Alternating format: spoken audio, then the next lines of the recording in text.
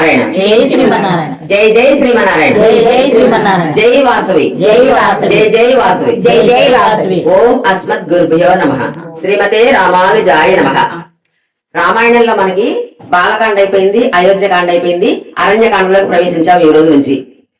అత్రి అనుసరణ దగ్గర నుంచి సీతారామ లక్ష్మణులు ఆ అరణ్యానికి బయలుదేరారు, దండకారణ్యానికి. అలా వెళ్తూ వెళ్తూ ఉండగా ఒక మునివాటిక వచ్చింది. మునివాటిక అంటే అక్కడ చాలా మంది మునులు ఆశ్రమాలు కట్టుకొని సామూహికంగా చేస్తూ ఉంటారు యజ్ఞాలు. అక్కడికి వచ్చారు. అక్కడికి వస్తే వీడు సీతారాముని చూసి ఆ మునులందరూ వచ్చి అగ్నివాద్యాలు ఇచ్చి వాళ్ళకి మర్యాద చేసి అంతా చూసిన తర్వాత, మాకు ఈ రాక్షసుల వల్ల చాలా ఇబ్బంది కలుగుతా ఉంది రామా, మరి ఈ అరణ్యం కూడా మీ అయోధ్యలోనే ఉన్నది కాబట్టి రాజులుగా మీకు బాధ్యత ఉన్నది, వీళ్ళని సంహరించి మునులను కాపాడడానికి, ప్రజలతో పాటు మునులు కూడా కాపాడాలి అని వాళ్ళందరూ వాళ్ళ గోడంతో చెప్పుకున్నారు. సరే అంటారు రాముడు. అలాగే చేస్తాను, మీకు కష్టాలను తొలగిస్తానని చెప్పి అంటాడు. ఆ రోజు అక్కడే పడుకొని తెల్లారిపొద్దున లేసి మళ్ళా బయలుదేరి వెళ్తున్నారు. కొంత దూరం వెళ్ళేసరికి విరాధుడు అని ఒక రాక్షసుడు చాలా భయంకరంగా ఉన్నాడు. కొండ ఎంత పెద్ద కొడుతో అంత పెద్దగా ఉన్నాడు. ఆయన ఒక్కొక్క కళ్ళు ఒక గుహలాగా ఉంది, 2 కళ్ళు 2 గుహల్లాగా ఉన్నాయి. అంత పెద్ద రాక్షసుడు అనమాట. ఆ పొట్ట పెద్ద బాణ పొట్ట, కాళ్ళు చేతులు ముక్కు అన్ని వంకర దగ్గరగా ఉంటాయి. ఇక అప్పుడే పులిని చంపాడు కావచ్చు, పులి చర్మాన్ని నెత్తురు ఓడుతూ ఉందంట, ఒంటి మీద వేసుకున్నాడు. ఆ ఈటకి 2 సింహం పిల్లలు 2 లేడి పిల్లలు గుచ్చుకు పట్టుకున్నాడు. ఇట్లా దాంట్లో రక్తం కారుతా ఉంది. ఇక ఆ భయంకరంగా గర్జించుకుంటూ వస్తున్నాడు అనమాట. చూసుకుంటే ఎవరిని చూస్తే తడుచుకొని చచ్చిపోవాల్సిందే, అంత భయంకరంగా ఉన్నాడు ఆ రాక్షసుడు. వచ్చాడు ఎదురుగంట వీళ్ళ దగ్గరికి. వచ్చిన తర్వాత, ఎవరా మీరు, ఏంటి ఇక్కడ తిరుగుతున్నారు, నేనున్న చోట భార్యను తీసుకుని వచ్చారా, ఇద్దరు కలిసి పెళ్ళాన్ని తీసుకుని వచ్చారా, పెళ్ళంతో సుఖపడదామని వచ్చారా మీరు ఇక్కడికి, నేనున్నా అని తెలవదా మీకు అని చెప్పని, ఓ ఇది మరి చక్కగా ఉన్నదే, దీన్ని నా పెళ్ళకి ఉంచుకుంటా అని సీతని ఒక పొలం లేపేసి సంకలో పెట్టేసుకున్నాడు. సంకలో పెట్టేసుకుంటే సీతమ్మ వండిపోతా ఉంటది, గాలికి ఆకైతే ఎలా వండుకుందో అలా వండిపోతా ఉంటది సీతమ్మ. అప్పుడు రామలక్ష్మణులు ఇక బాణాలు వేద్దామని బాణాలు తీశారు. తీస్తే ఎవరు నువ్వు అని అడుగుతారు. అసలు మీరెవరో చెప్పండి అంటాడు. మేము అయోధ్య వాసులం, క్షత్రియులం, మేము ఒక పని మీద అరణ్యానికి వచ్చాము, నువ్వెవరని చెబుతారు. నా పేరు విరాధుడు, నేను ఇదంతా నా ప్లేసే, ఇక్కడ ఎవరు కూడా ఉండరు, అసలు ఎవరు రారు, మీరు తెలవకుండా వచ్చారు, ఇక దీన్ని నాకు ఇచ్చేసి మీరు వెళ్ళిపోతే ప్రాణాలను వదిలిపెడతా, లేకపోతే మిమ్మల్ని చంపేసినా దీన్ని ఉంచుకుంటా, నేను నా పెళ్ళ కింద ఉంచుకుంటా అని చెప్పి అంటాడు. ఇక ఆ మాటలు వీళ్ళ కోపం వచ్చేసింది రామలక్ష్మణులకి. కోపం వచ్చేసి బాణాలు వేశారు. బాణాలు వేస్తే మనం మల్లెపూలు మీద పడితే దులుపుకుంటే రాలిపోతాయే, అట్లా రాలిపోయినాయి ఆ బాణాలన్నీ. దులుపుకున్నాడు, రాలిపోయేసరికి ఇక అప్పుడు ఏం చేసినట్టు, ఓహో మీరు చనిపోవాలని సిద్ధపడ్డారా, మిమ్మల్ని చంపిన తర్వాతనే దీన్ని ఉంచుకుంటాలే అని చెప్పని ఆ సీతలను అక్కడ దింపేసి రాముడు ఒక సంఖలో లక్ష్మణుడు ఒక సంఖలో ఇరికించుకొని ఉరుకుతా ఉన్నాడు. సీతమ్మ భయమేసి రాక్షసేంద్ర వాళ్ళు వదిలిపెట్టేసి నన్ను తినేసేయి, రాక్షసేంద్ర వాళ్ళు వదిలిపెట్టి నన్ను తినేసేయి అని ఏడ్చుకుంటూ అరుస్తా ఉంది. ఇక అది చూసేసరికి వీళ్ళకి బాగా కోపం వచ్చింది రామలక్ష్మణులకి. కోపం వచ్చేసి కుడి చేయి రాముడు, ఎడం చేయి లక్ష్మణుడు నరిగేశాడు. ఇక 2 చేతులు నరిగేసరికి ఇక దుఃఖంతో వాడి కింద పడి పొరులుతా ఉంటాడు. ఇక వాడి మీద బాణాలు గుర్తించేసి మొత్తం చేసేస్తారు.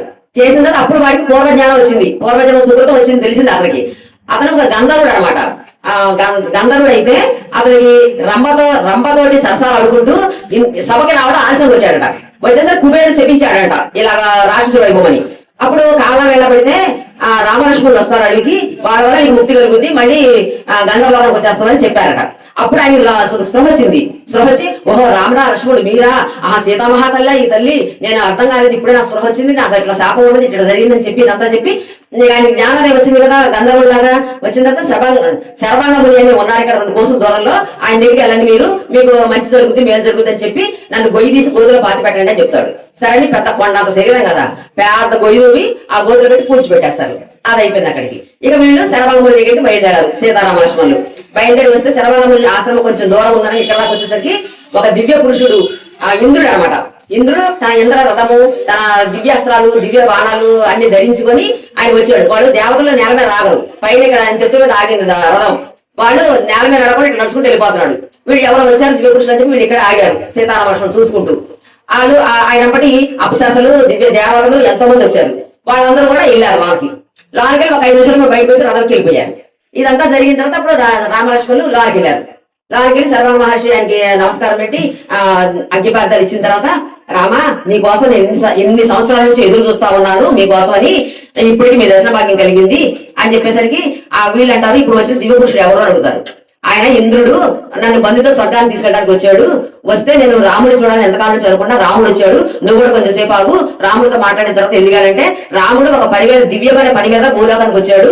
ఇప్పుడు ఆయనతో నేను మాట్లాడను, ఆ పని పూర్తయిన తర్వాత నేను మాట్లాడతాను, సరే నేను వెళ్ళిపోతానని చెప్పి ఆయన వెళ్ళిపోయాడు. నేను నీకోసం ఆగాను అని చెప్పని ఇట్లా ఇక్కడికి 2 కోసుల దూరంలో సుతీక్ష మహర్షి అని ఉన్నారు. ఆయన దగ్గరికి వెళ్తే మీకు మార్గనిర్దేశం చేస్తాడు ఆయన. ఇక నేను స్వర్గానికి వెళ్ళిపోతాను, నీకోసమే ఆగాను చూడాలని చెప్పని పెద్ద నువ్వు సృష్టించుకొని ఆయన వృద్ధుడు అనమాట. శరీరం అంతా ముడతలు పడిపోయి తలంతా నసిపోయిన వృద్ధుడు ఆయన. అలాంటి వాడు ఆ నుప్పులోకి వెళ్ళేసరికి 30 సంవత్సరాల వయసులో ఉన్న వాళ్ళలాగా వచ్చేసి స్వర్గానికి వెళ్ళిపోతాడు. ఇక వీళ్ళు సుదేశ ముని ఆశ్రమానికి వీళ్ళు వెళ్దాం అనుకుంటారు. అప్పుడు ఆయన వెళ్ళిపోయిన తర్వాత ఇక్కడ ఉన్న మునులందరూ కూడా మళ్ళీ రాముడు ప్రార్థిస్తారు. రామ, ఈ రాక్షసులు మమ్మల్ని బాధపడుతూ ఉన్నారు, ఇక్కడ మేము యజ్ఞాలు హోమాలు చేసుకోలేకపోతున్నాము, నానా ఇబ్బందులు పెడుతున్నారు, మేమే వాళ్ళని చంపచ్చు శపించచ్చు, కానీ ఎంత తపస్సు చేసి ఈ తుచ్చమైన రాక్షసుల కోసం మన తపస్సును ఎందుకు అర్థం చేసుకోవాలి అని చెప్పి మేము ఆలోచిస్తున్నాము. ఇప్పుడు నువ్వు రాజు కాబట్టి పరిపాలన చేయాల్సిన ధర్మం నీకు ఉంది కాబట్టి మీ రాజ్యంలోనే ఉంది ఇది కూడా, అరణ్యం అంతా కూడా. మీరు ఆ రావణాసురుని వీళ్ళు రాక్షసుల్ని వధించి మమ్మల్ని కాపాడాలని వాళ్ళ వాళ్ళంతా చెప్పుకుంటారు. సరే మీకు అలా చేస్తారని వాళ్ళకి వాగ్దానం చేసి ఇక సుదేశ మహర్షి ఆశ్రమానికి బయలుదేరతారు. జై శ్రీమన్నారాయణ. జై శ్రీమన్నారాయణ.